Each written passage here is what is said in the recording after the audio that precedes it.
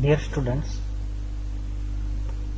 in this video we will see how to calculate arithmetic mean for continuous frequency distribution. So here is an example of the continuous frequency distribution. Here, see here what is given here. Here you can see marks are given and they are grouped as a classes, as a class intervals. So they have taken all the marks from 0 to 10 and they have formed the second class intervals as 10 to 20, third class intervals as 20 to 30 and fourth class interval as 30 to 40. This is the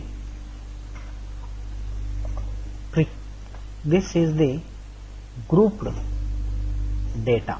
So we have grouped here, and grouping are in terms of class intervals. We have taken a classes 0 to 10. Here the first class is 0 to 10. Here the first class is 0 to 10. This class includes all the values starting from 0 to 10. 10 is not included in this class. 10 is excluded in this class. If certain students obtain the marks 10, then that marks can be taken in this second class. These are the exclusive type classes. These classes are called exclusive type classes, where the first lower limit of this class interval 0 is included in this class interval and upper limit is excluded in this class interval. Such class intervals are called exclusive type class intervals, and this is called the continuous frequency distribution, because first class is 0 to 10, continue 10 to 20, 20 to 30, 30 to 40, and this data gives the marks of some students obtained in a test of 40 marks.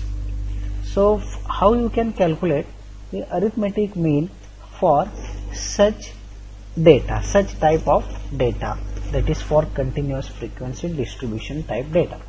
So here only extra thing we have to do is we have to first calculate the class interval or midpoint. The class interval or midpoint. How you can calculate the midpoint? So midpoint for this first class can be calculated as adding these two, 0 plus 10. 0 plus 10 you will get divided by 2. 0 plus 10 is 10 divided by 2. So first,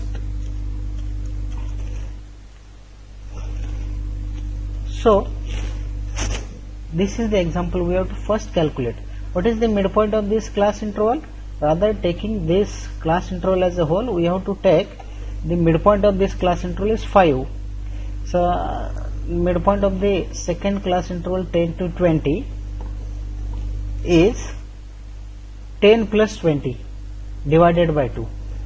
10 plus 20 divided by 2 is 15, that is 30 divided by 2.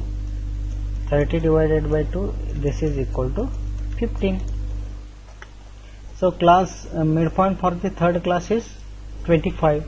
Midpoint for the fourth class is 35 similarly. So first we have to calculate class marks of each class interval, that is midpoints of each class interval, and then taking representative of this class interval as a midpoint of the class interval, that is 5. In the next example we can see the example. See here problem is given here. What is the problem? Calculate the arithmetic mean for the following continuous data gives marks obtained by 11 students in test of 40 marks. So marks is given 0 to 10, 10 to 20, 20 to 30, 30 to 40. Number of students are given who obtained these marks. So In this data, first we have to calculate the midpoints or class mark of this class, each class interval. Here we prepare the following table. In table, this is a continuous frequency distribution. So first we have to calculate midpoint of each class interval. So first class is 0 to 10. How we can calculate midpoints or class marks? So you see here, these marks are different from these class marks. Class marks means midpoint of a class interval. So how you can find this 5? This is 0 plus 10 divided by 2.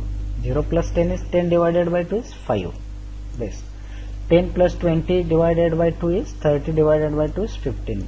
So for this whole class, representative is only 15. Again for this third class 20 to 30, take a only representative, that is midpoint, as a 25. 30 to 40, take a representative as a midpoint as a 35. So we have already seen. Now this data is this midpoints, that is class marks, is again a marks, and this frequency. Then we know how to calculate the arithmetic mean for such type of group discrete data. So we can calculate f into x first. This is x, this is frequency. Frequency is the number of students. 5 into 2 20, 15 into 5 is 75, 25 into 2 is 50, 35 into 3 is 105. So how many students are given? 7 plus 12 students are given. So total frequency is, or total number of observations is 12, and total marks obtained by 12 students is 240. So the arithmetic mean is given by same formula, x bar equal to summation fx divided by summation f. Only what is the change here? Here your x is, this x is nothing but class mark. This x is nothing but class mark or midpoint of each class interval. Keep in mind, this is the midpoint or class mark of each class interval. Okay, this x is the midpoint.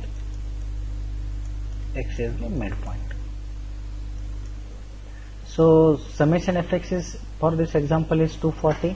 Total number of students are 12. So x bar equal to 240 divided by 12 is 20. That is, the average marks obtained by 12 students in a class in the test of 40 marks is 20. So this is the example.